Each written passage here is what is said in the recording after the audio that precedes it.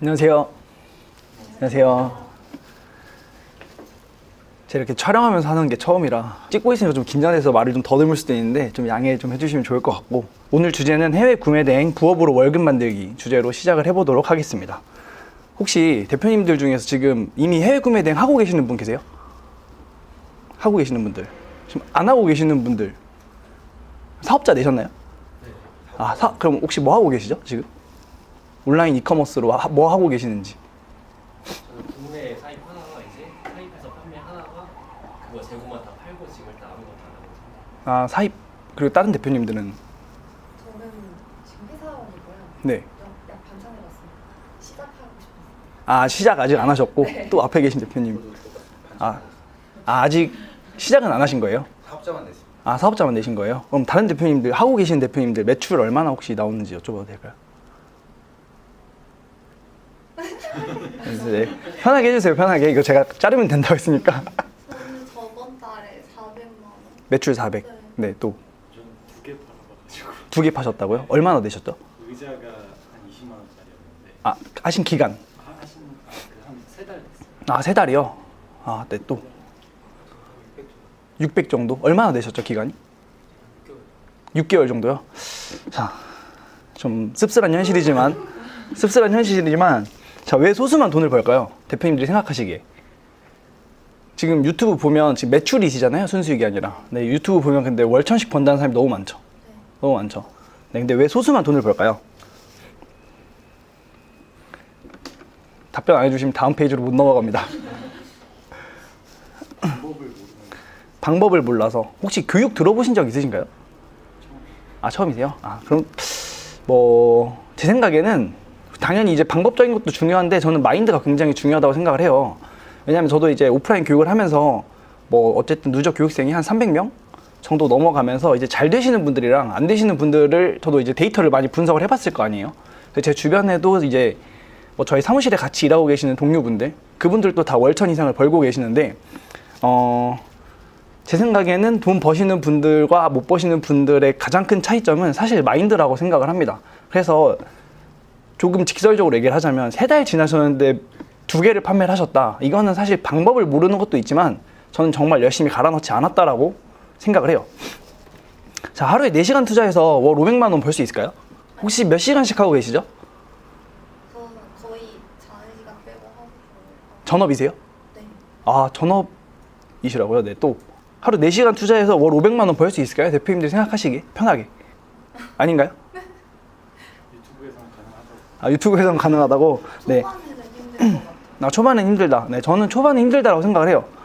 제가 이거를 왜 가지고 왔냐면 제가 이런 카톡을 너무 많이 받습니다. 개인톡을 많이 보내주시거든요. 이런 본인의 그 힘든 사정과 얼마큼 간절하다.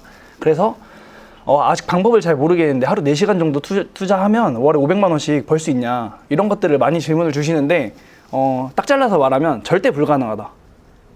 유튜브에서는 가능하다라고 해요. 그분들은 그 앞에서 고생했던 몇 개월의 시간, 본인이 정말 잠 안 자고 정말 갈아 넣었던 시간이 있었기 때문에 하루 30분 일해서 월 500 버시는 분들도 계시고 사입으로 넘어가시는 분들은 정말 주문 처리만 하면 되기 때문에 저희 사무실에 극단적인 예시로 하루 30분 일하고 월에 1000 넘게 버시는 분이 계시거든요. 정말 주문 처리만 하시면. 물론 그게 계속 유지될지는 모르겠어요. 그래서 대표님들이 궁금해하실 잘 되는 사람들의 특징을 먼저 한번 보고 갈게요. 일단 첫 번째는 간절함이에요. 대표님도 혹시 돈 버는 거 간절하신가요? 네. 간절하세요? 조금 더 벌면 좋겠다 아닐까요? 그렇지 않나요? 조금 더 벌면 좋겠다. 회사 보통 다니고 계시는 분들은 회사만 어쨌든 출근을 하면 월에 200, 300 정도는 다 받고 있잖아요. 굶어 죽진 않잖아요. 그렇기 때문에 간절하다고 말씀하시는 분들 중에서 저 사람은 나한테 그렇게까지 간절하다고 말씀을 하셨는데 왜 나보다 일을 안 하지? 라는 생각이 드는 분들이 정말 많아요.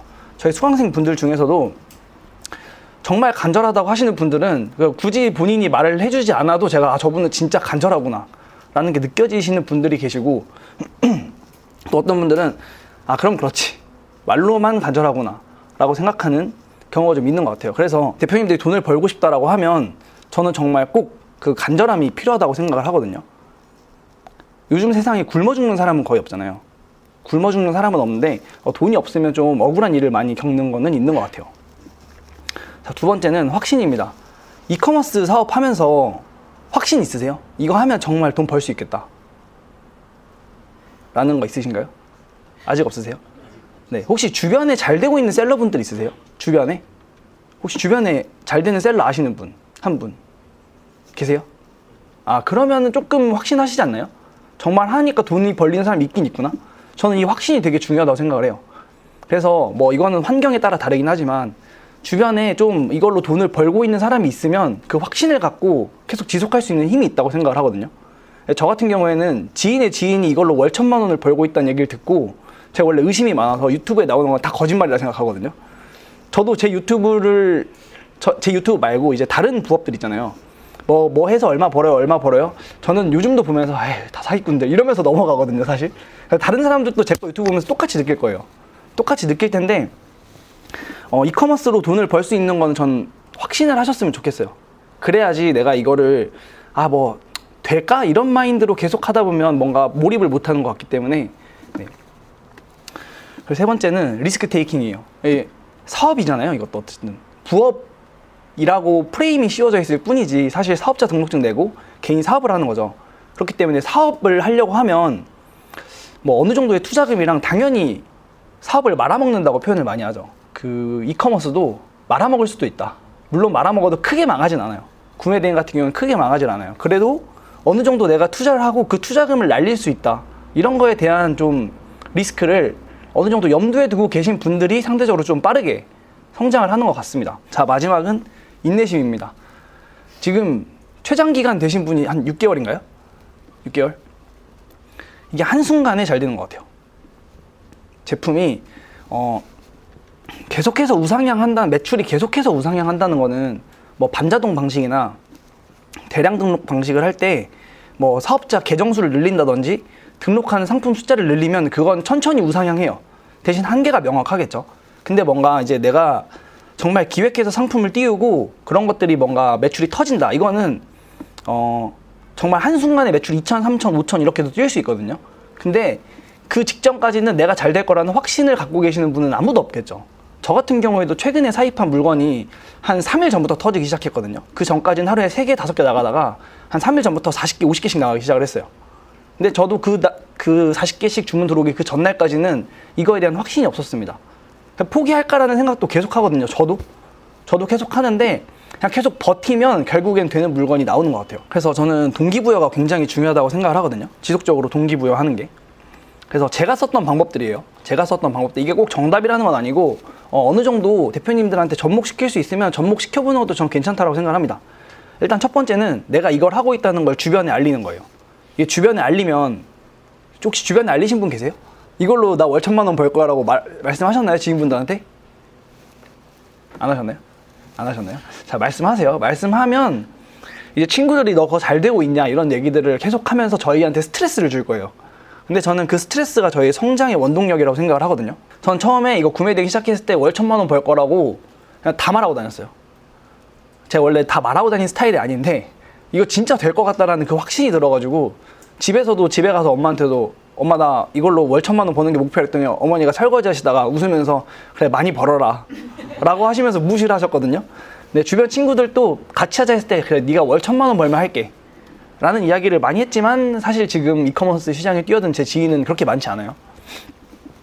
그래서 다른 사람들이 계속 근황을 물어볼 텐데 거기서 내가 성장하고 있지 않으면 스트레스를 많이 받거든요. 그렇지만 성장할 수 있는 계기를 만들 수 있는 방법이라고 생각합니다. 두 번째는 손실 회피 편향을 이용하는 건데 이게 뭐냐면 내가 어떤 행동을 했을 때 10만 원을 벌 수도 있고 만 원을 잃을 수도 있어요. 근데 사람들은 만 원 잃는 거에 더 집중을 하는 거예요. 그런 걸 손실 회피 편향이라고 하는데 저 같은 경우에도 사업자를 내야지 마음을 먹고 1년 동안 사업자를 안 냈어요. 1년 동안 유튜브 보면서 이걸 하긴 해야 되는데 어떻게 하는지 하나도 모르겠다. 사업자를 안 내고 1년 동안 있는 제 자신을 보면서 좀 한심하다라는 생각이 들어서 회사 같이 다니고 있는 팀 동료한테 다음 주까지 사업자 등록증 안 내오면 우리 10만 원 빵 내기를 합시다 라고 얘기를 했어요. 근데 이제 뭐 지금이야 지인한테 뭐 10만 원 좋은 밥 한 번 샀다라고 생각하면 되지만 그때 회사 월급 받으면서 10만 원을 친한 친구도 아니고 회사 팀 사람한테 준다고 생각을 해보세요. 굉장히 화가 나겠죠. 그래서 10만 원 내기를 했더니 아니나 다를까 둘이서 눈 마주칠 때마다 한숨 쉬었거든요. 해야 되니까. 근데 사업자 등록증을 냈습니다. 내고 상품 등록 일주일 뒤에까지 다음 주까지 상품 등록 5개 안 해오면 또 10만 원. 이런 내기를 계속하고 있고 사실 지금도 저희 사무실에 계신 분들이랑 하고 있어요. 물론 이제 금액대가 훨씬 높아졌지만 내가 정말 손해보기 싫어서 어떤 행동을 할 수 있게끔 만드는 굉장히 좋은 원동력이라고 생각을 합니다. 대표님들의 목표 있으신가요? 이커머스 가지고 얼마 벌겠다 목표 있으세요? 네, 얼마? 일단 1,000만 원. 순수익 1,000만 원? 언제까지? 그 매출 1,000만 원. 매출 1,000만 원이요? 네. 또 다른 대표님들 계세요? 순수익 500 정도? 언제까지라고 딱 기한을 정해 두셨나요? 올해 안에. 저 같은 경우에는 월별로 목표를 쪼개서 만들거든요. 사실 월 1,000을 벌겠다 아니면 월 500을 벌겠다 이거 올해 안에 그러면 한 9월 될 때까지는 그거에 대한 그 인지 능력이 좀 떨어질 거예요. 내가 올해 안에 꼭 월 500 벌어야 되는데라는 사실을 좀 망각하고 있을 가능성이 크기 때문에 저는 월별로 쪼개서 계속 목표를 세웠던 편이고 좀 현실 가능성이 있는 목표들 있죠. 내가 지킬 수 있는 목표들. 정말 이건 내가 갈아 넣으면 할 수 있겠다. 그런 목표들을 계속 순차적으로 높여가시는 거를 저는 추천을 드려요. 이렇게 하셨으면 좋겠고 사실 저는 중국 구매 대행을 선택한 이유를 이 모든 걸 다 알고 시작했던 건 아니에요. 사실 그냥 아는 지인의 지인이 중국 구매 대행으로 월 1,000만 원 벌고 있다고 하니까 그냥 나도 저거 해야겠다 라고 생각을 했던 건데 지금 제가 생각하는 지금 시점에서 제가 생각하는 중국 구매 대행을 선택해야 되는 이유 뭐 이커머스 사업이 많잖아요. 사입도 있고 위탁도 있고 유럽, 일본, 미국 구매 대행들도 다 있지만 왜 중국 구매 대행인지 일단 첫 번째는 노브랜드라는 점 때문인데요. 자, 노브랜드인 게 좋을까요? 브랜드인 게 좋을까요? 노브랜드가 좋나요? 네, 저는 장단점이 있다고 생각을 합니다. 브랜드 제품 같은 경우에는 저희가 마케팅을 따로 할 필요가 없죠. 나이키 같은 거 저희가 파는데 나이키 제품을 막 마케팅하기 위해서 저희가 돈을 쓸 필요가 있나요? 없죠. 건강기능식품 같은 경우에도 저희가 따로 마케팅을 할 필요가 없죠. 이미 잘 수요가 있는 물건들을 저희가 갖다 놓고 판매를 하면 되는 건데 단점이라고 하면 마진율을 저희가 마음대로 설정할 수가 없어요. 여기 보면 브랜드 제품은 시장가가 형성되어 있어 가격을 높일 수 없다라고 되어 있죠. 대표님들이 평소에 신고 다니시는 나이키 신발 다른 사람들이 7만 원에 팔고 있는데 제가 20만 원에 팔 수 있나요? 제가 정말 마케팅을 잘한다고 가정을 했을 때 저는 힘들 거라고 봐요. 제가 연예인이나 인플루언서가 되지 않는 이상 힘들 거라고 생각을 하거든요. 근데 중국 구매 대행 제품들은 일단 브랜드가 없어요. 노브랜드이기 때문에 같은 물건도 가격이 정말 천차만별입니다. 정말 이런 말 하면 좀 그렇지만 마진율을 거의 사기꾼 수준으로 올려서 판매하시는 판매자들도 굉장히 많아요. 이제 뭐 구매 대행 상품들 이제 저도 이렇게 시장 조사를 하다 보면은 야 이거 원가가 한 2만 원밖에 안 되는 건데 국내에서 한 10만 원에 팔고 있구나. 그런데도 되게 잘 팔리고 있습니다. 왜? 브랜드가 없으니까.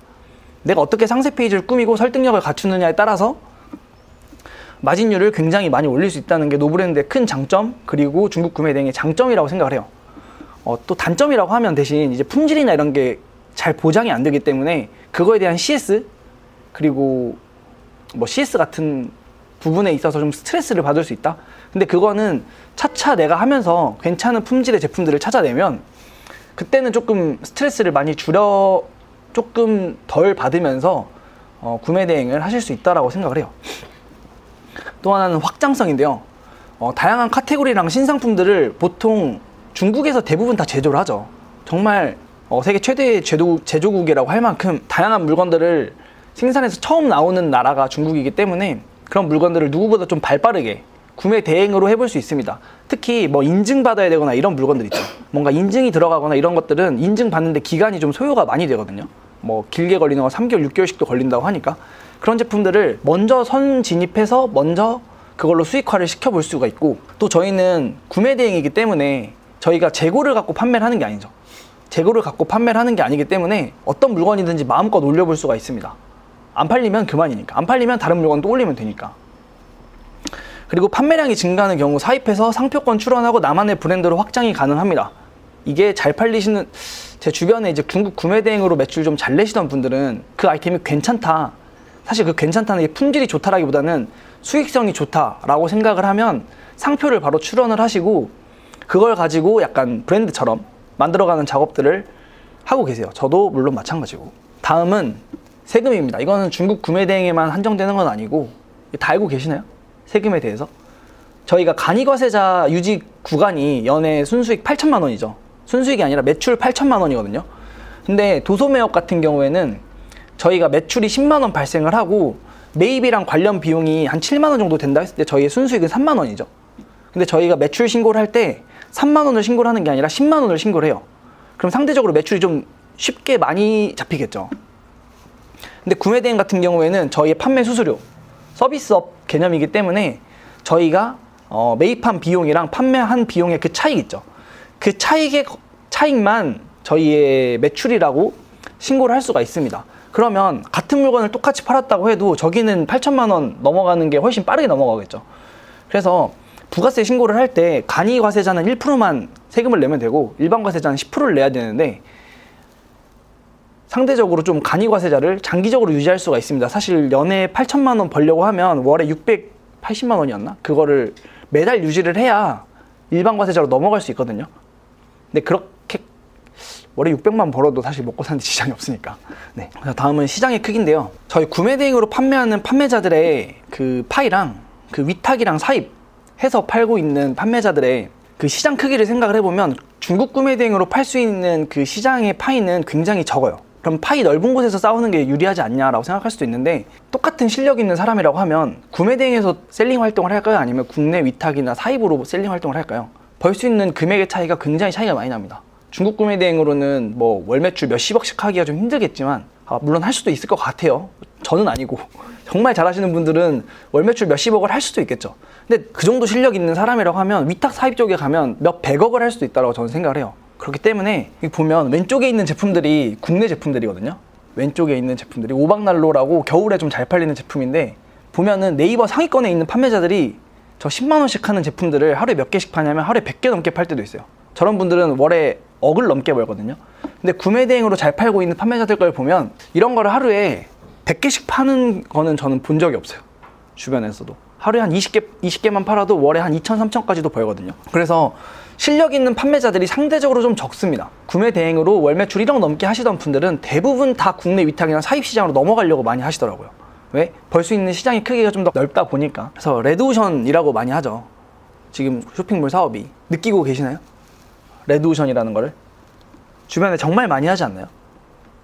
제가 요즘 카페 같은 데 가면 그 소수 인원끼리 모여가지고 스마트 스토어랑 쿠팡을 켜놓고 서로 상담해주고 하는 걸 많이 봤거든요.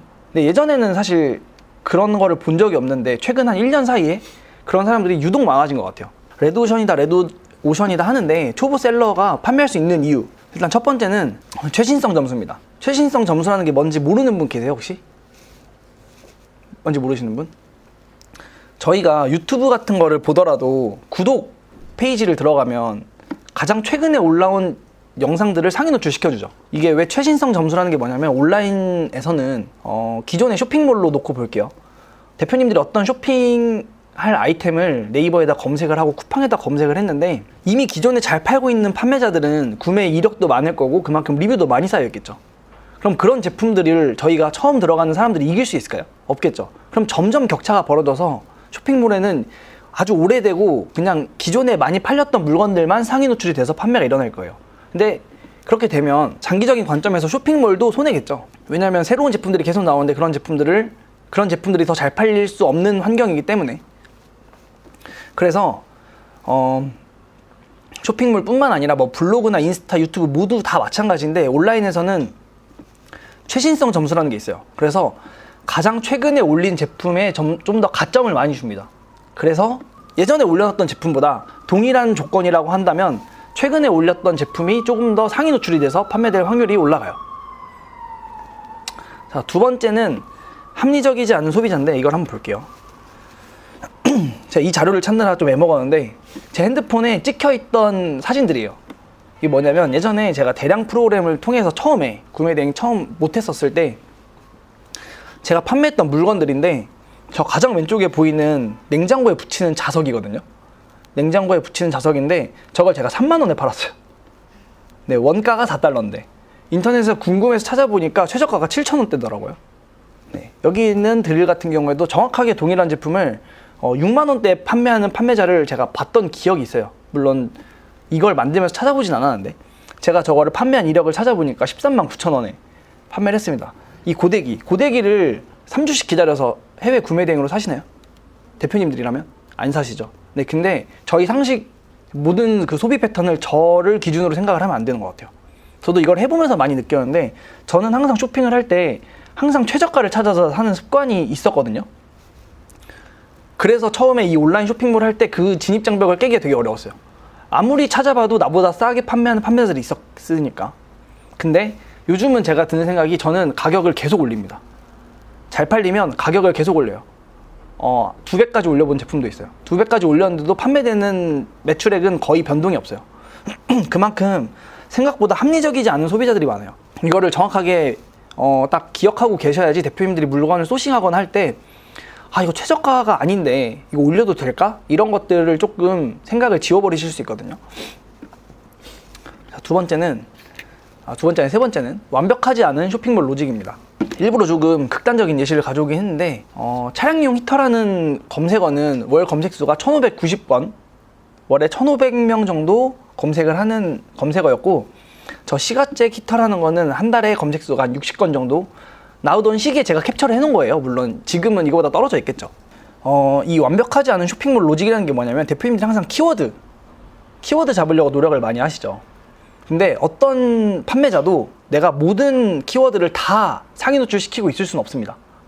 그래서 차량용 히터라고 검색을 했을 때 나와 있는 1등부터 4등까지의 제품이랑 시가잭 히터라고 검색을 했을 때 나와 있는 제품들이 지금 다르죠. 1등부터 4등까지 제품들이 다르죠. 그리고 리뷰 숫자도 조금 다르죠. 물론 순위 롤링이라는 게 있어서 쿠팡 같은 경우에는 딱 고정 1등 하고 있는 판매자들이 잘 없거든요. 계속 대표님들마다 핸드폰으로 보시면 순위도 조금씩 다르게 나오고 사람마다 좀 다르게 나오는 것도 있지만 쇼핑몰 자체가 정확하게 정말 좋은 품질의 제품만 모든 소비자들한테 노출을 시켜줄 수 있게끔 짜여 있지 않아요. 저희는 계속 그 빈틈을 파고들기 위해서 키워드를 살펴보는 거고. 이건 이해되셨나요? 두 개가 다르죠. 그러니까 이 판매자들, 저기 1, 2, 3, 4등 판매자들은 시가잭 히터라는 키워드가 빠져있을 가능성이 크다는 거죠. 모든 키워드를 다 먹을 수 없기 때문에 저희는 비어있는 키워드 시장으로 들어가서 판매를 해볼 수가 있습니다. 자, 해외 구매 대행으로 잘 팔리는 상품들, 이런 게 궁금하시죠? 네, 지금 다 프로그램 이용하고 계시죠? 프로그램 이용하고 계시나요? 반자동 대량 뭐 이용하고 계세요 혹시? 반자동 대량 하고 계세요? 네. 대량이랑 반자동은 살짝 좀 방향성이 비슷하지만 좀 다르다 생각을 하는데 대량 같은 경우에는 잘 팔리는 상품군만 올리실 필요가 없어요. 그냥 그런 거 고민하실 시간에 상품을 더 많이 올리는 게 매출이 좀 더 빨리 나옵니다. 물론 반자동도 어느 정도 마찬가지라 생각을 해요. 너무 막 잘 팔리는 상품군만 올린다고 해서 그 사람이 매출이 잘 나오느냐?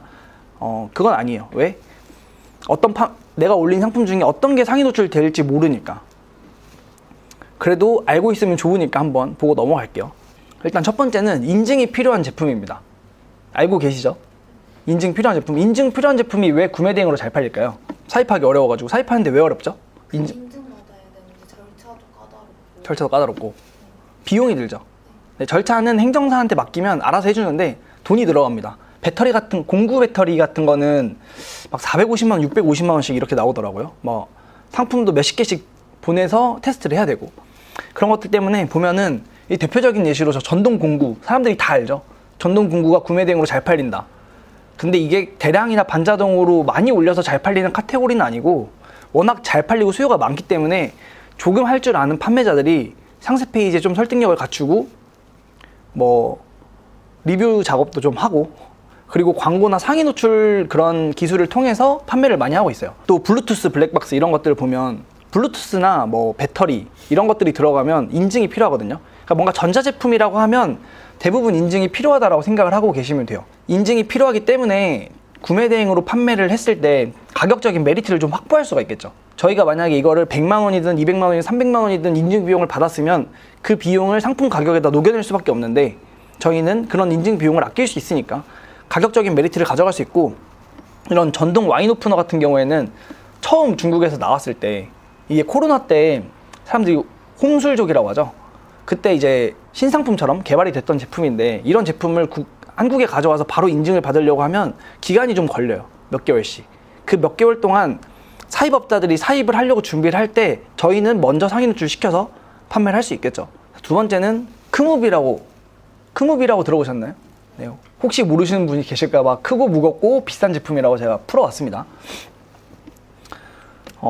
저는 이제 크무비 제품을 많이 판매해보진 않았는데 이거를 하기 위해서 저희 사무실에 계시는 반자동 하시는 대표님들한테 데이터를 좀 긁어왔어요.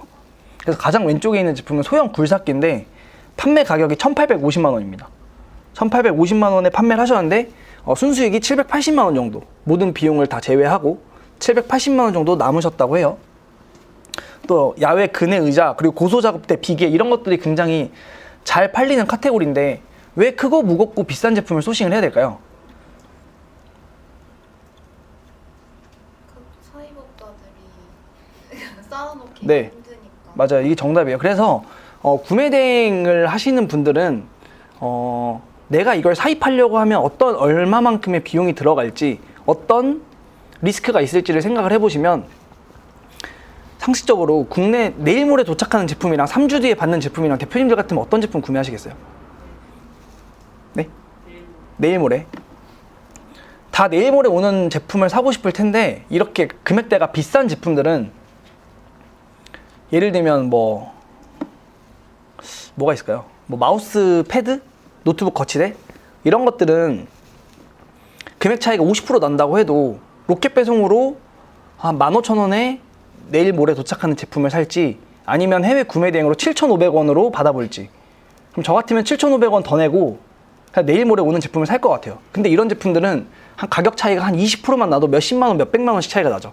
그렇기 때문에 크무비 제품들이 상대적으로 판매가 잘 되고, 또 특히 반자동 하시는 분들, 대량은 좀 힘들고 반자동 하시는 분들은 크무비 제품들 위주로 올려보시는 거를 저는 추천을 드리는데, 또 단점이라고 하면 CS나 배송 관련된 그런 에너지가 많이 들기 때문에 좀 고마진으로 할 거면 좀 고마진으로 살려면 사고 말려면 말아라 라는 태도로 좀 업로드를 해보시는 걸 추천을 드려요. 1,000만 원 넘어가는 제품들은 보통 초보 셀러들이 다 반자동으로 올리거든요. 정말 잘하시는 분들은 저런 거 하나씩 팔아서 장사할 생각 안 하고 꾸준히 잘 팔리는 제품을 상위 노출시켜서 팔려고 하기 때문에 결국에 이런 제품들 판매하시는 분들은 어쨌든 대표님들이랑 비슷한 초보 셀러분들이 많이 진입을 하신단 말이에요. 근데 대표님들한테 예를 들면 저 소형 굴삭기가 주문이 들어왔어요. 1,850만 원에. 진행하실 수 있는 분 계세요? 고민하다 안 하시겠죠? 780만 원이 남을 수도 있지만 잘못하면 한 1,000만 원을 날릴 수도 있으니까. 그렇죠? 그래서 사실 이거는 리스크 테이킹을 잘 하시는 분들이 이걸로 돈을 많이 버시더라고요. 한 달에 저런 거 하나만 팔아도 먹고 살겠죠? 근데 스트레스를 좀 많이 받는다고 해요. 다음은 시즌성 제품인데, 시즌성 제품을 저희가 소싱해야 되는 이유가 뭘까요? 이것도 마찬가지겠죠?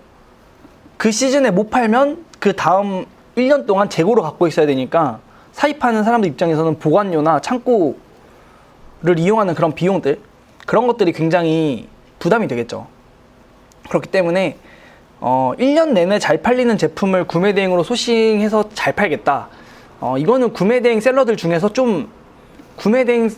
중에서 상위 셀러들이 그런 제품들을 좀 독식하려고 많이 하는 편이고, 처음 진입하시는 분들이라고 하면 이렇게 스팟성으로 그 딱 시즌에만 수요가 엄청나게 몰리는 제품들, 그런 제품은 상위 노출하지 않아도 사람들이 사람들 니즈가 다 제각각이고 디자인을 보는 안목도 다 제각각이기 때문에 그냥 이렇게 미친 듯이 올라가는 저런 키워드 있죠. 특히 그리고 저 시즌이 짧은 제품들 있죠. 크리스마스나 할로윈 이런 제품들, 그런 제품들은 정말 많이 올리면 저런 데서 그냥 매출이 미친 듯이 나오기도 해요. 근데 예를 들면 저 농기구나 캠핑 이런 거는 상대적으로 딱 하루가 아니라 그 시즌이죠. 그래서 저 짧을수록 난이도가 좀 낮다고 보시면 되고, 이 그래프가 조금 완만할수록 조금 더 난이도가 있다. 그리고 1년 내내 잘 팔릴수록 더 어렵겠죠. 그렇게 생각을 하시면 좋을 것 같습니다. 또 다음은 업소용 제품들이에요. 업소용 제품들을 소싱해야 되는 이유는 이게 내가 쓸 물건이라고 하면 당장 내일 오기로 했던 물건이 하루만 늦어지면 어떻죠? 이제 화가 나죠. 네, 난리가 납니다. 배송이 하루만 늦어져도. 근데 업소에서 쓰시는 분들은 최대한 가성비 있게 이걸 사려고 하시는 경향도 있고, 또 저게 당장 내일 도착 안 해도 크게 문제가 안 되는 경우가 많아요. 뭐 예를 들면 내가 애견샵을 차릴 건데 내일 당장 오픈인데 저거를 주문하는 사람이 있을까요? 거의 없겠죠. 미리 준비를 하겠죠. 그렇기 때문에 어느 정도 배송 기간도 좀 넉넉한 편이고, 좀 수량을 여러 개 구매하시는 고객님들도 계세요. 그리고 저런 것들의 또 하나의 장점은 이미 저희보다 그들이 더 전문가예요. 그래서 본인들이, 고객님들이 이미 그 시장을 다 조사를 하고 가성비가 괜찮다라고 하는 제품들을 찾아서 구매를 하시기 때문에 CS나 뭐 작동법 이런 거에 대해서 저희가 CS를 크게 할 일도 상대적으로 조금 줄어드는 것 같습니다.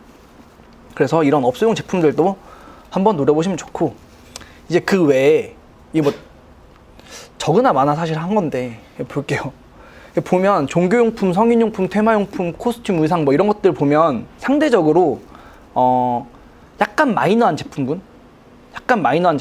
정말 저희가 다이소에서 쉽게 구할 수 있고 이런 물건들 말고, 저희가 평소에 종교용품, 테마용품 이런 거 보신 적 있으세요? 없으시죠?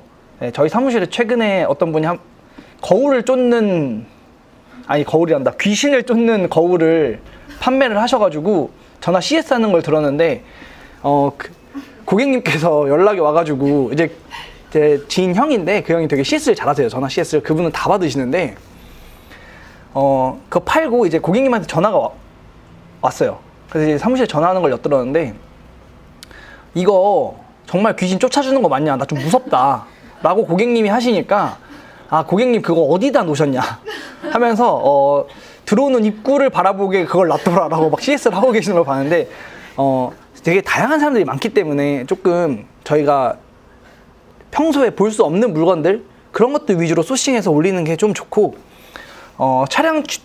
차량 튜닝 용품이나 공구의 부품류, 그리고 스포츠 용품 이런 것들, 그런 것들이 굉장히 잘 팔리기 때문에 그런 것들을 한번 소싱을 해보시는 걸 추천을 드립니다. 제가 이거 화면으로 하면 안 되는 줄 알고 캡처를 다 해가지고 가져왔는데, 그 네이버에서 저희가 어떤 물건이 지금 잘 팔리는지 말씀을 드렸지만, 이게 사람이 심리인 것 같아요. 뭐가 잘 팔리는지 혹시 궁금하신 분 계세요? 다른 사람들은 어떤 물건으로 돈을 벌고 있는지 궁금하신 분? 그러면 알면 나도 매출이 날 것 같죠.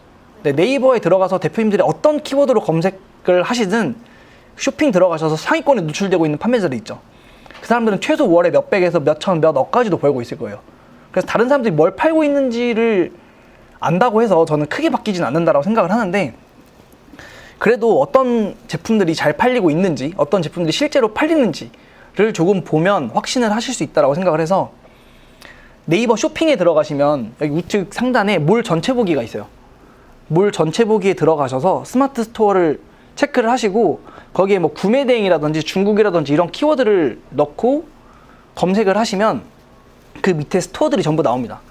거기서 이제 상품 개수가 뭐 한 5개, 10개 이런 것들은 둘 중에 하나예요. 열심히 안 하는 사람이거나 아니면 5개, 10개만 갖고 매출을 잘 내고 있는 사람들. 근데 그런 사람들은 일단 초보 셀러분들이 따라가기 좀 힘든 레벨이라고 생각을 해서, 저기서 왼쪽에 있는 거를 상품 개수 순으로 놓고 보면 상품 숫자가 몇만 개에서 최소 몇천 개 이상 올라가 있는 스토어들이 보여요. 그럼 그 스토어에 들어가셔서 판매량 순 아니면 리뷰 많은 순으로 소팅을 해서 보시면 이런 제품들이 팔리는구나 라는 거를 실제로 대표님들이 한번 확인을 하실 수가 있습니다. 한번 확인하고 올리시면, 예를 들면 거기 갔더니 이제 노트북 거치대 리뷰가 한 5개 달려있다. 해외 배송 제품인데. 그래서 그 노트북 거치대를 막 긁어서 올려요. 그럼 팔릴까요? 안 팔릴까요? 네, 팔릴지 안 팔릴지 아무도 모릅니다. 그러니까 너무 고민 많이 하지 마시고 그냥 올리세요. 처음에는 그냥 올리는 게 굉장히 중요해요. 또 하나는 저희 지마켓 들어가셔가지고 저 밑에 왼쪽에 필터되어 있는 곳에 해외 직구 탭을 찍으시면 해외 제품들만 나오거든요. 해외 배송 제품들만. 그럼 거기에 보면 몇 개씩 구매하고 있는지, 구매 이력이 몇 개씩 있는지 다 나와 있어요. 저런 것들을 보면서 지금 이거 보면 전동 분무기라는 제품이 해외 구매 대행 제품으로 255개가 판매가 됐죠. 저런 식으로 판매가 많이 되는 제품군들 보고 따라 들어가시면 됩니다. 이해되시죠? 아무도 모르게 나만 이 제품 갖고 돈 벌고 싶다, 그런 시장이 없어요. 잘. 네, 돈이 좀 벌린다 싶으면 아주 다 벌떼같이 달라들기 때문에 그런 제품들 찾으시려고 하는 것보다 수요 있는 데 가서 콩콩을 주워 먹는 게 훨씬 돈을 빠르게 벌어요. 또 네이버 들어가셔가지고 어떤 키워드를 검색하시면 여기에 해외 직구 탭이 있죠. 해외 직구 탭 찍고 리뷰 많은 순으로 한번 소팅을 해보세요. 리뷰 많은 순으로 소팅을 했을 때 이거는 제 기억에 화목난로라는 키워드로 검색을 했던 것 같은데, 화목난로라고 하고 리뷰 많은 순으로 했더니 이 알리익스프레스 판매자 제외하고 이 밑에 있는 판매자들은 다 개인 판매자들이죠. 개인 판매자들의 제품이 리뷰가 뭐 800개, 500개 이렇게 달려 있는 거 보면은 아, 구매 대행으로 화목난로라는 제품은 잘 팔리는구나. 그러면 화목난로라는 키워드로 상품들 소싱해서 올리시면 됩니다. 여기까지 이해되셨나요? 네. 그래서 실제로 그 키워드로 제품들이 팔리고 있는지 안 팔리고 있는지를 한번 수요를 한번 간단하게 보시고, 사실 이거를 너무 열심히 보시면서 이거 수요 있나 없나 이런 시간에 사실 전 더 올리는 게 맞다라고 생각을 해요. 일단은 더 올려서 얻어 걸리는 것들 잘 방어해서 내 매출을 차근차근 올려가는 것도 중요하다고 생각을 하는데, 처음 하실 때는 이제 상품 올릴 때 맨날 확신이 안 드시잖아요. 그럴 때는 이런 것들을 보면서 아, 이게 수요가 있긴 한데 내가 올린 게 왜 안 팔렸을지, 어떻게 해서 저 사람들은 잘 팔고 나는 왜 안 팔리는지를 한번 생각을 해보시면 좋을 것 같습니다. 키워드 많이 공부하시나요? 키워드 많이 공부하고 계시나요? 유튜브 보시면서 키워드 많이 공부하시죠? 네, 키워드 뭐 고르는지보다 왜 어떤 키워드를 골라야 되는지를 저는 더 아는 게 중요하다고 생각을 하는데, 우선 쇼핑성 키워드랑 정보성 키워드에 대해서 알고 계시죠? 그럼 대표님들이 아이템 그 키워드들 소싱하실 때 항상 뭘 체크하시죠? 쇼핑성 키워드를 체크를 하고 보시나요? 키워드 뽑을 때? 아, 아직 여기까지 안 넘어가셨나요? 아니요. 네. 둘 다 보시나요? 네. 아, 둘 다 보고 계시면 잘하고 계신 거예요. 왜냐면 일단 한번 볼게요. 이 여기서 물론 뭐 아이템 스카우트랑 셀링하니 판다링크 이런 사이트들에서 그 구분하는 기준이 조금씩은 달라요. 조금씩은 가공을 해서 그거를 쇼핑성으로 분류를 할 거냐, 정보성으로 분류를 할 거냐를 분류하는 기준이 조금씩 다르긴 한데, 자, 김치라는 키워드는 저 탭에서 보면 통합 옆에 쇼핑이 붙어 있죠. 통합 옆에 쇼핑이 붙어 있고 저 뷰 탭이 쇼핑보다 뒤쪽에 가 있죠. 이러면 보통 쇼핑성 키워드로 분류를 하고, 저희 사무실 근처인데 기흥구청이라는 거는 쇼핑하려는 사람들보다 뷰가 더 많죠. 그럼 저기에 대해서는 사람들이 블로그나 카페 글들을 더 많이 본다는 이야기거든요. 이런 것들을 정보성 키워드로 많이 분류를 시킵니다. 혹시 그 셀링하니에서 파일 받아서 쓰시는 대표님들 계세요? 아무도 안 쓰시나요? 혹시 블루오션 파인더 쓰시는 분 계세요? 저 써봤어요. 아, 쓰고 계세요? 저 같은 경우에는 아이템 스카우트도 쓰지만 그 키워드를 먼저 필터링해서 볼 때는 셀링하니를 주로 쓰거든요.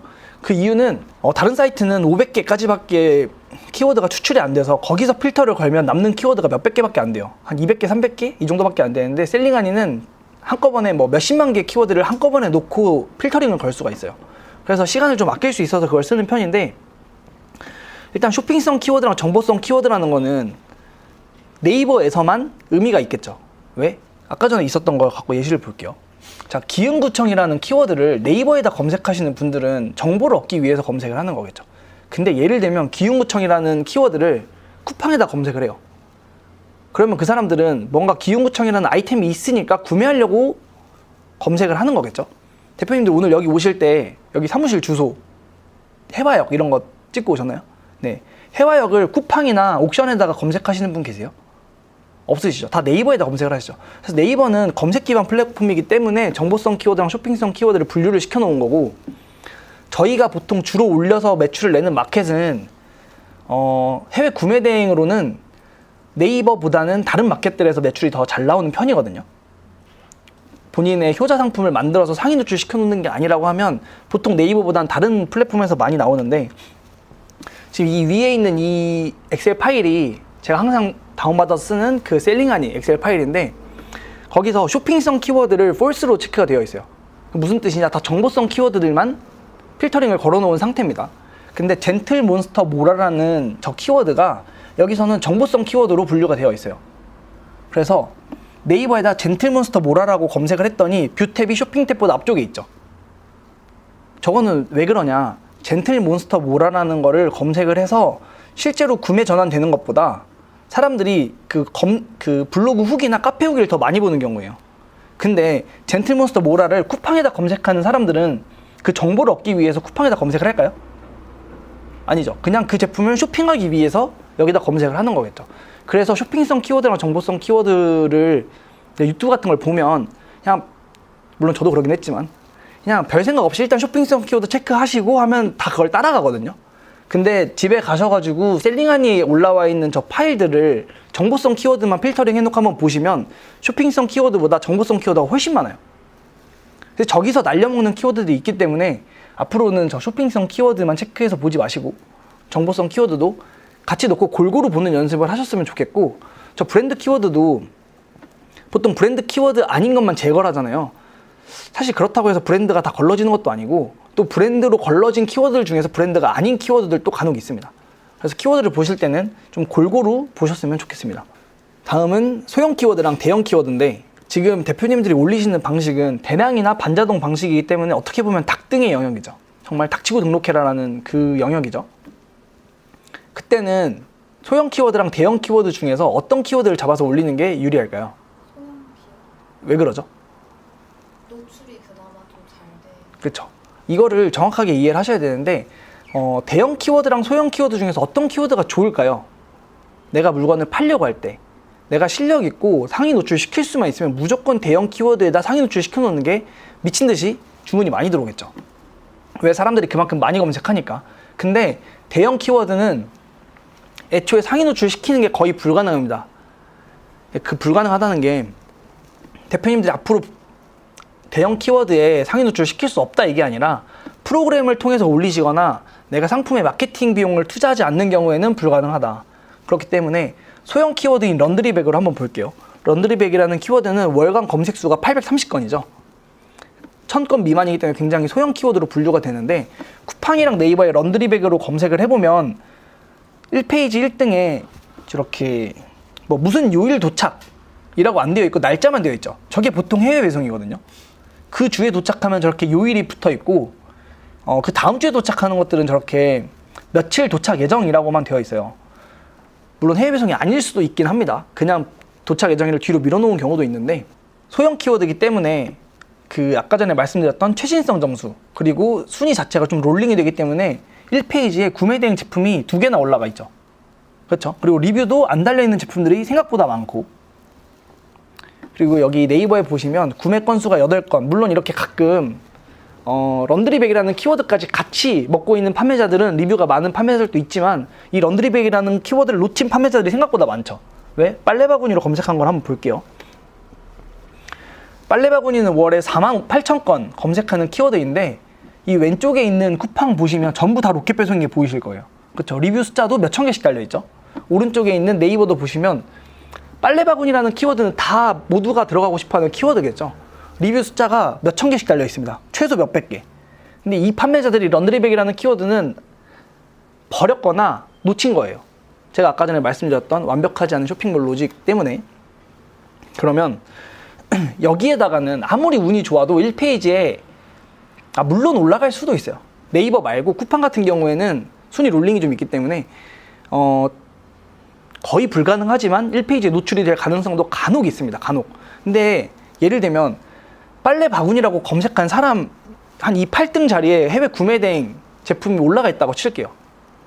리뷰가 하나도 안 달렸겠죠. 상세 페이지도 그냥 알리익스프레스 번역된 거나 타오바오 번역 안 돼 있는 그런 제품군이 올라가 있으면 대표님들 같으면 신기해서 한번 클릭은 해도 구매 전환이 일어날 확률은 좀 많이 줄어들겠죠. 왜? 주변에 당장 내일 도착하는 제품이 너무 많으니까. 여기는 애초에 올라가기도 좀 쉽지 않고, 네이버 같은 경우에는. 근데 이런 데서는 개인의 취향도 있기 때문에 이 옆에 있는 3월 2일 날 도착하는 저 제품이나 이 제품이나 어차피 둘 다 신뢰도가 별로 쌓여있지 않은 상태죠. 리뷰가 막 많이 달려있고 이런 게 아니기 때문에. 그러면 내 취향 때문에 저런 제품들이 팔릴 수도 있다. 그래서 소형 키워드 위주로 잡아서 올리시는 게 좋습니다. 근데 이제 기왕이면 조금 더 높은 키워드를 자꾸 선택을 하려고 많이 하실 거예요. 검색수 5,000건 미만으로 자른다고 해도 한 4,000건짜리랑 1,000건짜리가 있으면 기왕이면 4,000건짜리가 낫지 않을까? 같은 소형 키워드니까 저는 1,000건짜리 쓰는 게 훨씬 유리하다고 생각해요. 그게 조금 더 판매될 확률을 올려줍니다. 그래서 제가 하는 방법인데 이거는 뭐 아이템 스카우트 셀링하니 판다랭크 데이터랩 여기 아무데나 들어가셔서 하셔도 돼요. 하셔도 되는데 저 같은 경우에는 셀링하니를 쓰고 있고 저기서 전체 탭에서 엑셀로 다운을 받으면 이런 엑셀이 다운 받아져요. 다운 받은 다음에 맨 윗줄에다가 필터를 걸고 쇼핑성 키워드는 true랑 false를 둘 다 살려놓고 보는 편이고 브랜드 키워드는 일단 false를 체크하고 먼저 필터링을 걸고 봅니다. 그 검색량을 아까 말씀드린 것처럼 소형 키워드 300에서 한 5,000건 사이에 있는 키워드들만 필터를 걸면 여기에 나와 있는 키워드들이 전부 5,000건 미만에 있는 키워드들만 나오겠죠. 여기서 이 경쟁률 이런 것들 기준을 좀 잡아달라고 말씀들을 많이 하세요. 뭐 블루오션 파인더를 돌릴 때도 보면은 이제 오프라인 수업 들으러 오시는 분들이 그러면 몇 퍼센트 미만은 해야 되고 몇 퍼센트 이상은 안 해야 되냐. 자, 그런 조건은 없겠죠. 네, 그런 게 딱 정해져 있지가 않습니다. 그냥 상식적으로 생각하시면 돼요. 경쟁률은 낮을수록 유리하고 여기에 보면 묶음 상품 비율이라는 게 있어요. 이거는 이제 나중에 대량 등록보다는 나중에 이제 네이버에다가 내 제품을 올릴 때 조금 참고하시면 좋은 지표인데 묶음 상품 비율에 대해서 혹시 알고 계시는 분 계세요? 아닌가요? 자, 그럼 앞 페이지로 다시 가서 볼게요. 네이버에서 보면 이렇게 판매처가 여러 개 묶여 있는 게 보이실 거예요. 판매처가 여러 개씩 묶여 있죠. 들어가서 보셨나요? 네이버 쇼핑하실 때 뭐 클릭하면 최저가 순으로 쭉 묶여 있고 이거는 단독 스토어죠. 혼자서 팔고 있죠. 이게 묶여 있으면 조금 더 상위 노출되는데 유리해요. 그 키워드에서. 그러면 내가 상품을 올릴 때는 이 묶음 상품 비율이 낮은 키워드 위주로 먼저 내가 거기서 상위 노출해 나가는 게 조금 더 유리하겠죠. 묶음 상품 비율이 거의 뭐 100%다. 그럼 나도 묶음 상품을 만들지 않으면 상위 노출이 거의 불가능하다라고 인지를 하시면 좋습니다. 그래서 네이버에다가 반자동 올리실 분들은 대량은 네이버 조금 피하시는 게 좋고 반자동으로 올리실 분들도 키워드를 잡을 때 묶음 상품 비율이 상대적으로 좀 낮은 키워드를 잡아서 올리는 게 그나마 한 번, 두 번, 세 번 정도 판매가 됐을 때 상위 노출을 할 가능성이 좀 높아져요. 그리고 여기 보면 계절성에 이렇게 숫자가 써 있을 거예요. 뭐 1, 2, 3, 4, 5, 6, 7, 8, 9, 10, 11, 12까지 써 있을 텐데 이게 예를 들어 여기 12라고 써 있으면 이 키워드는 12월 달에 가장 피크를 찍는 그런 계절성 키워드거든요. 그러면 아까 전에 제가 소싱할 때 시즌성 상품을 올리는 게 좋다고 했죠. 근데 그런 제품들을 어떻게 내가 시즌성 키워드들을 필터링해서 찾아내냐.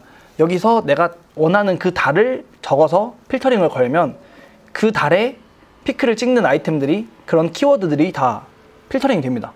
그것들 보고 소싱하시면 좋을 것 같고 이것도 아까 전에 말씀드렸는데 네이버에서 해외 직구 탭에서 리뷰 많은 순 들어가서 한번 쭉 보시면 돼요. 그래서 리뷰 많은 순으로 해서 해외 직구 탭 들어가서 쭉 봤는데 리뷰가 달려있는 제품이 아예 없다. 그러면 사실 소싱을 안 하는 게 맞다고 봐요. 저는 아예 없는 경우도 간혹 있거든요.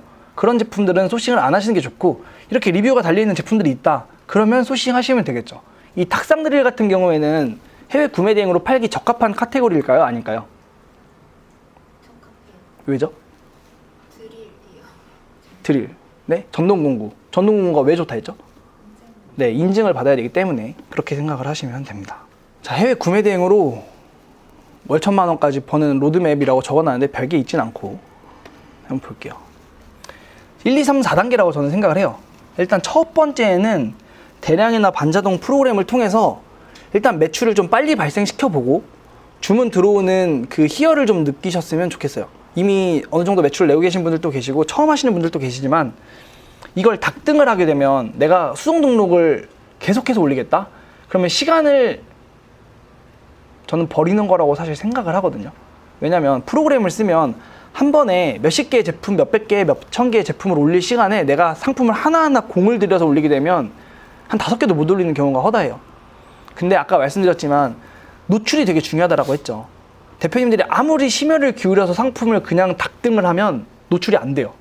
뭐가 노출될지 모릅니다. 아무도 몰라요. 내가 인위적으로 이걸 노출시키기 위해서 뭔가 어뷰징 작업이 들어가지 않는 이상 그냥 상위 노출될 가능성은 거의 희박하다고 보면 되기 때문에 사실 저도 처음에 저 프로그램 결제하는 게 되게 진입장벽이었거든요. 왜냐면 회사 월급 받고 있는데 월 프로그램 비용으로 뭐 20만 원, 30만 원, 40만 원 내라. 벌릴까에 대한 생각이 좀 드는데 올바른 방향으로 소형 키워드 잡아서 올리시기만 한다라고 하면 일단 저는 프로그램 비용은 무조건 회수한다라고 생각을 하거든요. 근데 일단 주문이 들어와야 이게 된다라는 확신도 있고 이 사업을 계속 지속할 수 있기 때문에 일단 처음에는 프로그램을 사용하시는 거를 좀 추천을 드려요. 그리고 이제 그 다음번에는 후 가공 작업이라고 해서 팔렸던 상품들 좀 더 잘 팔리게 하는 작업들을 해줘야 된다고 얘기를 하죠. 아까 전에 그 Q&A에도 있던데 어떻게 더 잘 팔리게 하는지 질문이 있었는데 그건 좀 다 Q&A 때 말씀드리는 걸로 하고, 그래서 후가공 작업하면서 내가 팔렸던 제품들을 잘 방어해서 좀 더 계속 꾸준히 팔릴 수 있는 작업들을 해주셔야 돼요. 그리고 그 다음에는 상위 노출 시키는 작업들.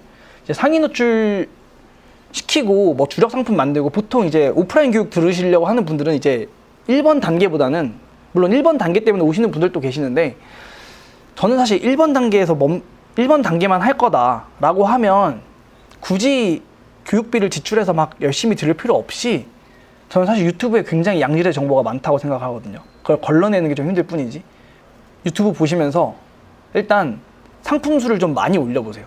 올리고 나서 내가 여기서 한 번 더 도약하고 싶다 할 때 2, 3, 4번들을 배우기 위해서 다른 교육들을 듣는 건데, 일단 상위 노출을 시켜보신 경험이 있으신 분은 안 계시는 것 같아요. 세 번째는 상위 노출인데, 상위 노출을 대표님들이 임의적으로 내 의지를 통해서 상위 노출 시켜보신 경험이 아직 없으실 텐데, 대표님들이 쇼핑하실 때를 생각을 해보면 어떤 제품을 구매하려고 할 때 정말 합리적이신 소비자분들은 뭐 페이지 뒷페이지까지 가서도 최저가 비교하고, 다른 플랫폼 가서도 최저가 비교하고, 이런 작업들을 통해서 구매를 하시겠지만 대부분 그냥 눈에 보이는 걸 많이 산단 말이에요. 눈에 보이는 걸 많이 사기 때문에 상위 노출 시키는 걸 한번 경험을 해보시면 좋을 것 같아요. 이거는 어떻게 하느냐? 네, 뻔합니다. 어뷰징이라고 해서 그냥 가구매 넣고 트래픽 쏘고 이런 작업들을 하면 제품이 상위 노출이 올라가고, 좀 정석적인 방법이라고 하면 광고를 돌리면 되겠죠. 광고. 한번 경험을 해보시면 아, 이만큼 상위 노출이 중요하구나라는 걸 느끼게 되실 거예요. 이게 판매가 안 되더라도 상품 문의라도 들어오게 되어 있거든요. 보통 정말 설득력이 없지 않은 이상. 그래서 거기까지 경험을 해보시고, 그 다음에는 내가 뭔가 매출을 잘 낼 수 있을 만한 상품군들을 찾아서 설득 프로세스를 잘 배치시켜서 상세 페이지를 만들고, 그 다음에 상위 노출 시켜서 매출 터트리는 방향까지 가면, 사실 저는 뭐 꼭 해외 구매 대행으로만 벌어야 되는 건 아니잖아요. 네, 이커머스 통해서 주력 상품 이런 상위 노출 시킬 수 있는 작업까지 해보고, 거기서 판매되는 거를 몇 번 경험을 해보시면 그래도 저는 회사 월급 이상은 거의 무조건 번다라고 봅니다. 거의 무조건 벌 수 있다. 근데 보통 저기 1번 단계에서 다 무너지세요. 그래서 여기까지 꼭 가보셨으면 좋겠습니다. 그러면 이제 Q&A.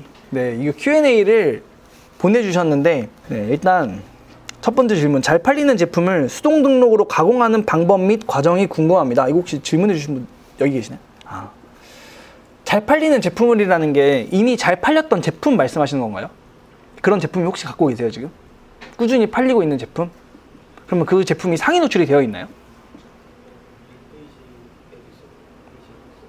그 플랫폼은 어디 쓰고 계세요? 스마트 스토어에서요? 일단 잘 팔리는 제품을 수동 등록으로 가공 방법이랑 과정. 일단 저 같은 경우에 어떻게 하냐면 어디에 노출되고 있는지를 일단 확인을 해요. 어느 순위에 노출이 되고 있고, 다른 경쟁사, 지금 1등하고 있는 판매자들이 있을 거예요. 1등부터 좀 상위권 판매자들. 그 판매자들의 상세 페이지랑 리뷰를 저는 다 분석해요. 다 분석해서 거기에 보면 분명히 좋지 않은 리뷰들이 분명히 달려있어요. 안 좋은 리뷰들이 분명히 달려있을 텐데, 그 내용들을 저는 엑셀에다 다 정리를 하고 상세 페이지에서 그 안 좋았던 리뷰들을 저희는 이런 제품이라서 좋다 라는 그런 설득 프로세스라든지, 지금 1페이지에도 있고 2페이지에도 있다고 하셨어요. 순위가 좀 왔다 갔다 하시는 것 같은데, 전 어떻게 해서든 1페이지 상위권으로 밀어 올립니다. 자, 다음. 적용하고 계신 업로드된 제품들 마케팅 광고 방법이 궁금합니다. 인스타그램, 블로그, 네이버, 카페 등 이렇게 말씀을 해주셨는데, 이건 혹시 어떤 분이 질문하신 거죠? 저는 구매 대행 제품은 사실 여기서 이렇게 그렇게까지 힘을 줘봤던 제품은 없어요. 근데 지금 제가 뭐 사입이나 그 위탁 제품들 판매하고 있는 것 같은 경우에는 카페랑 블로그 마케팅은 해요. 어떻게 하냐? 이거는 다 그 외주를 주면 돼요. 크몽에 블로그나 이런 그 리뷰 써주는 업체들이 있거든요. 거기다가 결국엔 이것도 이런 것만 말해도 되는지 모르겠는데, 네, 자본금 싸움이에요. 얼만큼 계속 거기다 돈을 주고 우리 거 제품을 제공해 주면서 그 제품들을 상위 노출시키는 블로거들한테 제품을 제공해 주고, 어느 정도의 원고료 주고, 그리고 그 제품들이 상위 노출되어 있으면 거기서 자꾸 유입이 되거든요. 네, 그렇게 해볼 수 있는 방법이 있고, 카페 같은 경우에는 내가 아이디를 한 두세 개 만들어서 들어가서 북치고 장구치고 하는 경우도 있습니다. 북치고 장구치고 하는 경우도 있는데, 상대적으로 난이도가 조금 뭐 생각하기 나름이지만, 제 오프라인 교육생 중에서는 네이버 카페에 본인 아이디, 어머니 아이디, 동생분 아이디 3개를 가지고 그걸로만 작업해서 월 매출 2천 찍으신 분이 계세요. 적용하고 있는 소싱 방법, 이거는 구매 대행이냐 아니냐에 따라서 다를 것 같은데, 구매 대행 대량 같은 경우에는 저는 다 직원분께 일임하고 그분이 알아서 돌려주는 걸로 하거든요. 근데 딱 기준을 그냥 제가 앞서 말씀드린 그 기준대로만 시켜요. 에너지를 많이 쓰지 않고 정말 소형 키워드 확인하고 블루오션 파인더 돌려서 거기서 로켓 배송 비중이 좀 적은 키워드들이나 광고 비중이 조금 적은 키워드들, 그걸로 크게 생각하지 말고 긁어서 올리시라고 합니다. 대량 같은 경우에는. 반자동 같은 경우에는 소싱을 에너지를 그것도 많이 들이는 것보다 카테고리만 조금 공부를 하시면 될 것 같은데, 앞에 말씀드렸던 그런 카테고리들 외에 반자동 같은 경우에는 대량 판매자들이 잘 못 올리는 카테고리를 역으로 노리시는 게 좋아요. 그래서 의류나 패션 잡화, 그리고 신발, 그리고 가구, 그리고 크무비 제품들, 그런 제품들을 올리시는 게 조금 경쟁력을 갖출 수가 있어요. 왜냐면 대량 판매자들보다 올리는 상품의 개수가 훨씬 압도적으로 적죠, 반자동 하시는 분들이. 그러면 대량 판매자들이랑 같이 넣고 같은 카테고리에서 싸우면 확률적으로 판매될 확률이 좀 줄거든요. 그렇기 때문에 거기 대량 하시는 분들이 잘 안 건드는 카테고리, 못 건드는 카테고리, 뭐 가품 위험이 있는 그런 카테고리도 있죠. 거기 위주로 해보시면 좋을 것 같고, 사입하는 제품 같은 경우에는 대량이나 반자동으로 올려놓은, 물론 전 반자동은 안 하지만 대량으로 가공 안 해놓고 올려놓은 제품이 한 두세 번 정도 판매가 된다라고 하면 저는 그냥 일단 사입을 해요. 일단 사입해서 쿠팡에서 바로 광고를 킵니다. 쿠팡은 광고를 켰을 때 그 관여도가 맞는 제품들만 띄워주거든요. 상대적으로 더 많이 띄워주거든요. 예를 들면 뭐 지금 어떤 대표님은 강아지 용품을 많이 보시고 어떤 대표님은 식품을 많이 보신다고 칠게요, 쿠팡에서. 그러면 그 키워드 광고 말고 그냥 무작위로 노출되는 그런 광고 영역이 있어요. 비검색 영역이라고. 그러면 제가 예를 들어서 노트북을 노출시키고 있을 때 노트북에 관련된 제품을 검색하신 분들한테만 제 제품이 뜨고, 노트북에 관련되지 않은 제품들을 검색하시는 분들한테는 제 제품이 안 떠요. 그래서 쿠팡은 어떻게든 노출을 시켜주기 때문에 그거 믿고 그냥 사입을 합니다. 구매 대행으로 올려놨는데도 이걸 산다고? 그러면 국내로 배송 전환시켰을 때는 거의 무조건 판매가 잘 되는 편이에요. 그래서 사실 저는 대량을 돌리고 있는 거고. 혹시 소싱 방법에 대해서 또 궁금한 거 있으세요, 이거는? 프로그램이 아직 사기 전인데 네. 반자동이랑 대량 중에 어떤 걸 추천하시는지. 저는 반자동을 좀 힘들어하는 스타일이라, 네, 이건 성향에 따라서 다른데, 내가 정말 컴퓨터 앞에 앉아서 꾸준히 그냥 생각을 깊게 하지 않고 계속 반복된 작업을 오래 하는 걸 좋아한다 라고 하면 반자동을 하시는 게 좋고, 그 반대 성향이라고 하면 대량 하시는 게 좋은데, 저는 반자동 2주 하다가 너무 스트레스 받아서 관뒀거든요. 한 번씩 써보시면 좋을 것 같아요. 장단점은 너무 명확하니까. 자, 대량 프로그램을 사용해도 매출이 나오지 않는 판매자가 다수 존재하는데, 평균적으로 매출이 월 50만 원 이상 나오려면 얼마나 걸리는지 궁금합니다. 자, 월 50만 원이라는, 이거 질문 누가 하셨죠? 저 순수익 50만 원. 아, 순수익 50만 원이죠? 그래서 매출이라고 하시는 줄 알고. 자, 순수익 월 50만 원 이상 나오려면, 이거는 제가 오프라인 교육할 때 그렇게 얘기해요. 월 순수익 50만 원을 2달 안에 못 만들 정도의 각오라고 하면 그냥 빨리 접고 다른 거 하시는 게 낫다. 네, 2달 안에 월 50은 저는 만들 수 있다고 봐요. 근데 그게 꼭 사업자 하나만 가지고 만들어야 된다라고 하면 어려울 수도 있어요. 누군가한테는 쉬울 수도 있고 누군가한테 어려울 수도 있는데, 사업자 3개로 만드나 5개로 만드나 돈만 벌면 되는 거 아닌가요? 저는 그렇게 생각하거든요. 어쨌든 돈 버는 거기 때문에. 월 50만 원 이상 순수익 버는 거는 참 빠르면 한 달? 늦어도 2달. 정말 나이 많으신 대표님들 계시죠? 막 나이 50대, 60대 넘어가시는 그런 분들. 그런 분들은 한 3달? 안에는 전원이 다 나와야 된다라고 생각을 해요. 전원이. 이거 안 내시는 분들은 본인이 안 해서 안 한 거기 때문에 변명도 잘 안 하시더라고요. 아니, 뭐 제가 안 해서 그렇죠, 뭐 이러면서. 왜냐면 전원이 다 나와요, 이건. 배대지 추천. 자, 배대지는 추천을 할 수가 없어요. 왜냐면 제가 요걸 너무 많이 먹어야 되기 때문에. 솔직하게. 네. 배대지는 왜 추천을 잘 못하냐, 배대지 사업 자체가 정말 완벽하게 했을 때 저는 본전이라 생각해요. 왜냐면 대표님들 물건 하나만 배송이 잘못되거나 파손되면 화가 나실 거잖아요. 기존에 잘해왔던 게 모든 게 무너지는 게 배대지거든요. 근데 사람이 일을 하기 때문에 특히 중국 현지 직원들이 일을 하기 때문에 저희 여기 계신 분들의 사고방식이랑 좀 다르더라고요. 중국 구매 대행을 하다 보면. 뭐 색깔이 좀 다르게 와도 셀러한테 연락해보면 그냥 써라. 원래 그렇다. 이런 얘기도 많이 듣고 조금 부서져도 내가 한 5위안 줄 테니까 그냥 쓰면 안 되냐. 이런 얘기들을 하는 게 너무 당연시 돼서 제가 교육할 때 그 중국 분들도 수업을 들으러 오시는 분들이 간혹 계시거든요. 한 기수에 한 분 정도씩. 제가 그래서 꼭 여쭤봐요. 제가 한국인이라서 그렇게 대하는 건지 아니면 원래 중국에서 그런지. 거기서는 웃으면서 원래 그렇다고 하더라고요. 그래서 배대지를 고르실 때 저는 일단 팁은 그래도 여러 군데 써보시는 게 좋다고 생각을 해요. 한 두세 군데는 골고루 써보시는 게 좋아요. 근데 사람이 한 번 썼던 데를 벗어나는 게 좀 쉽지 않거든요. 한 번 익숙해지면 그것만 쓰려고 하는 경향이 있는데 그런 게 있어요. 좀 소형 화물이 유리한 배대지가 있고 대형 화물이 유리한 배대지가 있습니다. 그래서 그거를 한번 같은 물건이라도 이게 꾸준히 판매가 된다라고 하면 양쪽에다 다 해보시고 어떤 곳이 조금 더 나랑 잘 맞는 곳인지를 선택하시는 게 좋을 것 같아요. 중국 구매대행 외에 유럽, 일본 구매대행 어떻게 생각하시는지 궁금합니다. 유럽, 일본 구매대행 제가 안 해봐서 잘 모르겠는데 이거는 장단점이 있다고 생각을 해요. 저는 사업을 굉장히 길게 보고 지속 가능성을 놓고 보면 중국 구매대행보다 유럽, 일본 구매대행이 괜찮다라고 생각을 하긴 해요. 근데 이제 이거는 뭐 마케팅 기술이나 이런 거랑은 조금 별개의 영역인 것 같아서 어딜 가나 돈 벌 사람은 다 돈 번다라고 생각해서 사실 잘 모르겠어요. 제가 안 해본 영역이라. 크무비 상품의 경우 포장이나 CS는 어떻게 하셨는지 궁금합니다. 일단 크무비 중에서 비싼 제품은 무조건 사전에 고객님한테 먼저 전화를 해요. 먼저 연락을 드립니다. 비싼 제품은 먼저 연락을 드리고 꼭 전화 녹음이나 문자로 그걸 받아놔요. 단순 변심으로 취소하는 경우에는 환불이 불가능하다라는 약속을 받아놓습니다. 무조건. 왜? 하다가 중간에 그냥 뭐 딴 데서 살래요 하면서 그걸 엎어버리면 그 리스크가 너무 크기 때문에 반드시 그 약속을 받아놓고 고객님한테 그거를 고지를 해요. 이거 전화 녹음하고 만약에 이걸 증거로 쓸 거기 때문에 중간에 단순 변심에 의해서 반품하시는 거는 불가능하다라는 거를 안내를 드리고, 포장이나 CS는 그 포장 비용 배대지 써보시면 조금 추가하다 보면 돈이 많이 늘어나잖아요. 크무비 제품 객단가 좀 높은 거 할 때는 저는 과하다 싶을 만큼 하는 걸 추천을 드려요. 과하다 싶을 만큼. 왜?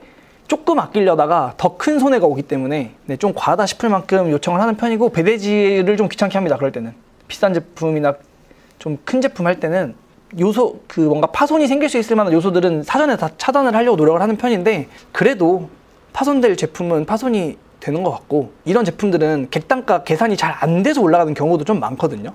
이게 예를 들면 1000만 원에 팔렸는데 이것저것 다 떼고 계산을 해보니까 한 200만 원 남아요. 그러면 마진율 20%죠. 저는 이런 건 진행을 안 해요. 왜냐면 로스가 너무 커질 수도 있기 때문에. 저 같으면 그런 경우에는 고객님이랑 상의를 해서, 그분들이 보통 이런 제품을 구매하는 이유는 국내외 제품보다 월등히 저렴해서거든요. 저희가 1000만 원짜리 팔면 와, 이렇게 비싼 제품을 산다고? 그냥 그들이 한국에서 하면 3000만 원, 4000만 원 할 수도 있는 제품이에요. 그래서 좀 마진을 전화로 올려요. 저희가 이거 지금 배송비랑 이런 게 빠져 있는 건데 이거 추가하면 얼마 정도 더 내셔야 되는데 진행하시겠냐라고 하고, 거기서 고객님이 콜하시면 그때 진행을 합니다. 그래서 마진율을 적어도 한 40% 정도는 가져가실 때 도전을 해보시는 거를 저는 추천을 드려요. 적어도 한 40% 정도를 가져갈 수 있을 때. 네, 다 포함. 부가세요? 부가세 근데 간이가세점 1%라 사실 부가세는 크게 먼저 계산하진 않아요. 네. 대략적인 마진 40% 정도 남기는 기준으로 진행을 하는 걸 권장을 드립니다. 구매 대행에서 판매하다 사입할 때 과정이 궁금합니다. 사입 판단 기준, 사입이 가능한 물건인지 아닌지 일단 판단하는 게 가장 좋겠죠. 사입이 불가능한 제품은 없지만 사입할 때 비용이 많이 들어가는 제품들은 일단 거르는 편이고, 구매 대행으로 별로 가공해 놓지 않고 올렸는데 이게 꾸준히 판매되는 경우, 이게 2번 이상 3번 이상 판매되는 경우에는 저는 그냥 사업이라고 생각을 하기 때문에 뭐 한 몇십만 원에서 한 100만 원어치 이런 거는 한 번쯤 투자해 볼 만도 하다고 생각을 해요. 저는 해서 정 안 되면 로스고 최소 본점만 뽑으면 되겠다 싶은 제품들은 사입을 하는데, 구매 대행으로 가공 안 해놓고 올려놨는데 뭐 리뷰도 안 달려있고 상세 페이지 번역이나 후킹도 안 해놨어요. 근데도 팔린다? 그럼 그거 국내 배송으로 놓고 노출만 시키면 무조건 판매가 돼요. 이거는 아직까지 저랑 제 주변 지인분들 그리고 수강생분들 기준으로 봤을 땐 100%였어요. 아직까지는. 준비 기간은 준비 기간이라는 거는 딱히 없는 것 같습니다. 딱히 없는 것 같고 그냥 바로바로 진행을 시키는 편이에요. 근데 이거를 원래 사입을 하면 그 해외 송금이라고 해가지고 TT 송금 그 인보이스를 받아야 되는데 그런 과정이 사실 좀 귀찮아서 수수료를 조금 더 주고 국내에서 완전 100% 다 대행해주는 업체를 그냥 찾아서 거기다 돈 주고 맡겨요. 일단은 하고 이게 정말 파이가 커졌을 때 그때 해외 송금해서 받아오는 업체를 찾아보려고 하고 있어요. 지금 구매 수량은 저는 일단 사입할 때 객단가가 낮은 걸 사입하거든요. 객단가가 개당 10,000원 넘어가는 제품이 아직 없어요. 개당 10,000원 넘어가는 제품이 없고 정말 저렴한 건 한 1,600원? 지금 엄청 잘 팔리고 있는 거는 세금 다 포함해서 한 4,000원 정도 하거든요. 네, 그런 제품들을 사입을 하고 처음에는 한 달 동안 팔아볼 수 있을 정도의 수량으로 테스트를 해봅니다. 근데 제 예측과는 항상 달라요. 하루에 10개는 팔리겠지 싶어서 가져왔는데 3개밖에 안 팔리는 것도 있고 그래서 하루에 한 3개, 5개 팔리지 않을까 싶었는데 하루에 한꺼번에 막 10개씩 나가서 재고가 부족해지는 경우도 있고 그래서 안 해보고는 모르는 것 같아요. 한 번에 완벽하게 갈 수는 없고 그냥 실행해보고 수정 보완하는 게 가장 빠른 방법인 것 같습니다. 사업자는 별도로 저는 관리를 해요. 구매 대행 사업자는 별도로 놔두고 사입 사업자는 별도로 놔두는데 처음부터 그렇게 했냐라고 하면 당연히 그건 아니었고 어느 정도 매출이 안정화되고 나서부터는 무조건 분리를 시킵니다. 왜? 부가세 신고할 때 너무 힘드니까. 자, 반자동으로 할 경우 마켓별로 상품을 일괄 동일하게 올리시는지 아니면 마켓별로 다른 상품을 소싱해서 올리는지 궁금합니다 라고 하셨는데 반자동으로 할 때는 마켓별로 다른 상품을 올릴 시간이 부족하실 거예요. 이거는 대량으로 카테고리 소싱 하실 때 이 방법을 추천을 드리는 거고 그게 아니라고 하면 마켓별로 다른 거 올리실 시간에 그냥 전체 마켓에서 같은 제품을 더 많이 올리시는 게 낫습니다. 현실적으로 구매 대행 초기에 광고 없이 진행할 때 매출이 바로 일어날 수 있는 비법이 있는지 궁금합니다. 일단 맨날 똑같은 얘기지만 상품을 많이 올리시는 게 그나마 매출이 빨리 발생할 수 있는 확률을 올릴 수 있고 그거 외에는 가격 비교로 묶는 방법이 있어요. 네이버나 쿠팡에 가격 비교로 묶어서 최저가로 들어가는 방법이 있는데 이렇게 하면 매출이 바로 나긴 하거든요. 근데 이제 그거를 조금 하시는 분들은 그것만 하시더라고요. 근데 그게 마진이 굉장히 박하고 본인의 실력이 안 늘어요. 당장 매출 1,000만 원, 1,500만 원 이렇게까지는 되게 빨리 낼 수 있는데 계속 1년 내내 다른 사람들 거 찾아다니면서 가격 비교 묶을 아이템만 계속 찾아다녀야 돼요. 근데 이거는 뭐 직원을 써서 자동화를 할 수 있다라고 하면 그것도 나쁘지 않은 사업 방법 중에 하나라고 생각하긴 하는데 내가 이커머스에서 셀러로 살아남을 수 있는 능력은 좀 떨어진다라고 생각을 합니다. 이거는 넘어갈게요. 제가 미국, 유럽 구매 대행을 안 해봐가지고. 대량으로 판매할 때 잘 팔리는 카테고리나 키워드가 있는 건지 궁금합니다. 그 앞에 특강 내용에 나왔던 그런 카테고리들이랑 키워드는 어떤 키워드를 잡아야지 잘 팔린다 이게 아니라 정말 소형 키워드에 상위 노출시킬 가능성이 있는 키워드를 잡아서 올렸을 때 그나마 판매가 좀 빠르게 일어나는 편이에요. 자, 대량 판매 후에 팔린 제품 한글화 작업이나 더 잘 팔리게 꾸미는 작업할 때 나사나 부자재 같은 것을 꾸미기가 어렵던데 어떻게 작업하시는지 궁금합니다. 이런 제품들이 꾸준히 나가는 경우가 꽤 많죠. 나사나 부자재 같은 경우. 이거 질문하신 대표님 혹시 누구시죠? 이거 꾸준히 나가고 계세요? 네. 나사나 부자재 같은 경우에는 저희가 뭔가 후킹을 한다고 해서 그 제품, 정확하게 그 제품이 필요해서 구매하는 경우가 많거든요. 상단에 해외 구매 대행 관련된 내용들이 안내가 되어 있죠. 네. 그런 내용들은 다 밑으로 빼시고, 리뷰 남겨주시면 뭔가 쿠폰을 드린다든지 아니면 리뷰를 남겨주시면 나사나 부자재 같은 건 원가 되게 저렴하잖아요. 그리고 물건이 마진율이 상대적으로 좀 높은 편이거든요. 제 경험상. 뭐 한 10,000원짜리 제품이 한 8만 원을 올려놔도 팔리는 경우도 있고 그런 경우에는 이벤트 기간 해가지고 꾸준히 팔리는 제품이라고 하면 원가 계산해보고 이거를 1+1으로 보내드리겠다. 이런 멘트를 적고 조금 더 구매 전환율을 올리는 것도 저는 방법이 될 수 있다고 생각을 합니다. 처음 1인 셀러로 시작할 때 마케팅, CS 등등 수많은 일들 중 선택과 집중으로 더 많은 인풋을 들여야 할 업무는 무엇일까요? 상품 등록 제외라고 해놓으셨는데 이거 누가 혹시 하신 거죠, 질문? 네, 자, 가장 중요한 건 상품 등록입니다. 네, 이걸 제외하면 안 돼요. 이게 제일 많이 네, 기본으로 하고 일단 CS는 아니에요. CS 주문 처리 이런 거는 무조건 사실 제가 가장 후회하는 것 중에 하나가 제가 매출 막 폭발적으로 성장을 할 때 이거를 아르바이트나 직원을 구해서 그걸 자동화 시키지 못한 걸 가장 후회하거든요. 내가 뭐 2천, 3천을 벌어도 300만 원 주고 누구를 고용하는 게 되게 손이 떨려요. 사람이. 그래도 CS나 이런 주문 처리 같은 단순 반복 작업은 무조건 뭐 알바나 직원을 구하는 게 맞는 것 같고, 그거 외에는 이제 뭐 마케팅 이게 처음이잖아요. 처음 셀러로 시작하시는 거기 때문에 다시 정리해드리면, 처음 할 때는 상품 닭등이 가장 우선이에요. 일단 가장 닭등이 우선이고, 그 다음에는 다른 판매자들 거를 많이 분석을 좀 해보세요. 잘 팔고 있는 판매자들의 그런 것들을 분석을 해보시고, 이 시스템을 좀 이해하려고 노력을 많이 하시고, 그 다음에 내 상품이 어떻게 차별화를 가져갈지 이런 것들 고민해보시고, 상세 페이지 직접 만들어 보시고, 여기에 좀 에너지를 쓰시고, 뭐 블로그 마케팅이라든지 아니면 빈박스 그 가구매 작업 이런 거 하는 데는 에너지를 좀 많이 줄이시는 게 좋아요. 거기에 너무 매몰되시는 분들도 있거든요. 하루 종일 그것만 하시는 분들도 계시는데, 거기엔 좀 에너지를 줄이시고, 내 제품에 조금 가치를 더해줄 수 있는 작업, 거기에 조금 에너지를 많이 쏟아보시면 좋을 것 같아요. 역직구는 이게 수출 말하는 거죠? 맞나요? 수출? 이거는 아마존 입점 이제 들어가고 있어요. 해보고 있어요. 국내 그 중국에서 잘 팔고 있던 물건을 중국에서 사입해서 잘 팔고 있는 물건을 이제 상표권 내고 진행하고 있는데, 이제 이거를 미국 시장에다가도 한번 갖다 팔아보고 싶어가지고 하고 있는데, 이거는 이제 저도 하면서 수업료를 많이 낼 거라고 생각합니다. 네, 하면서 어차피 깨져봐야 되기 때문에 처음부터 잘할 수가 없어요. 자, 모르는 업무는 어떻게 공부하고 어디서 정보를 주로 얻고 계시나요? 유튜브 당연히 많이 보는데, 이제 유튜브 이게 좀 어려운 것 같아요. 내가 알고 있는 거는 이게 이 정보가 유튜브에서 맞는 정보인지 틀린 정보인지 제가 분별할 수 있는 능력이 있는데, 제가 모르는 건 이거 분별이 좀 어렵거든요. 그래서 사실은 요즘은 그냥 돈 주고 강의를 바로 듣습니다. 제가 들을 시간이 안 되니까 뭐 선생님들을 보내는 경우, 제가 돈 내드리고 선생님들 보내는 경우도 있고, 아니면 뭐 주변에 지인분들 듣고 싶다는 분들 있으면 그냥 가서 좀 듣고 와서 알려달라고 하는 경우도 있고, 그리고 그거 외에 이제 사람을 많이 모으시면, 어쨌든 제가 강의를 하는 입장이지만 수강생분들 중에서 이미 다양한 교육을 많이 들으신 분들이 많이 계시거든요. 그분들 통해서 소스를 좀 얻기도 하고, 그리고 그분들이 괜찮다고 하는 강의를 제가 가서 들어보는 경우도 있는 것 같아요. 그냥 이게 사실 가장 빠르지 않나. 네, 가장 빠른 것 같아요.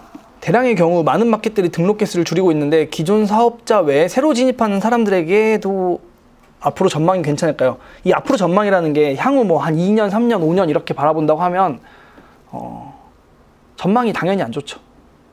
전망이 당연히 안 좋은데, 그럼 지금 당장 돈을 가장 빠르게 벌 수 있는 방법이 뭐냐? 어쨌든 저는 프로그램을 쓸 수밖에 없다고 생각해요. 이게 가능할 때까지는 저는 하는 게 맞다고 보고, 아직까지도 벌리고 있거든요.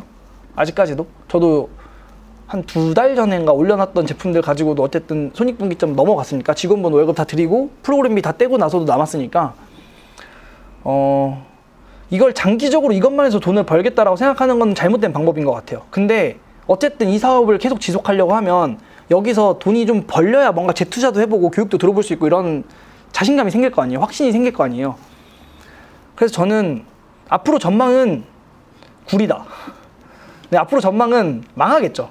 100%. 근데 망하기 전까지는 충분히 벌 수 있는 방법이라고 저는 생각을 하긴 해요. 대량이 망하면 그 다음에는 반자동 해야죠. 어쩔 수 없이.